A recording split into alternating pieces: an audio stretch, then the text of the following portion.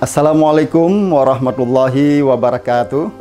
Saya Zahrul Fajri, SAGMH, Kepala Dinas Pendidikan Dayak Aceh, mengucapkan selamat Hari Santri Nasional yang ke-7 tahun 2021.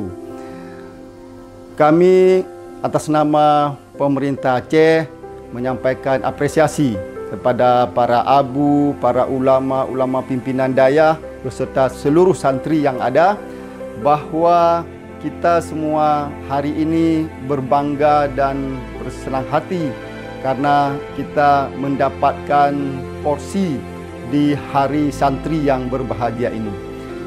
Bahawa hari ini santri seluruh Indonesia, kita semua mendapatkan perhatian yang begitu besar dari pemerintah.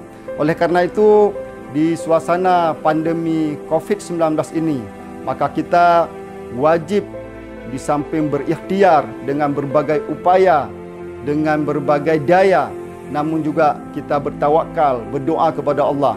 Mudah-mudahan pandemi ini dapat cepat berlalu. Dan harapan kita dengan ikhtiar yang dilakukan oleh pemerintah melalui salah satunya adalah vaksinasi. Maka mari semua atas dukungan para abu, para pimpinan Dayak, seluruh santri, kita mempercepat proses vaksinasi COVID-19 ini. Sehingga harapannya kita semua keluarga besar Dayak dapat kembali beraktivitas sebagaimana biasa untuk menata masa depan dan menciptakan kader-kader ulama muda yang akan datang agar lebih baik dan tidak lagi seperti hari ini kita merasa khawatir dengan pandemi ini. Demikian, terima kasih. Assalamualaikum warahmatullahi wabarakatuh.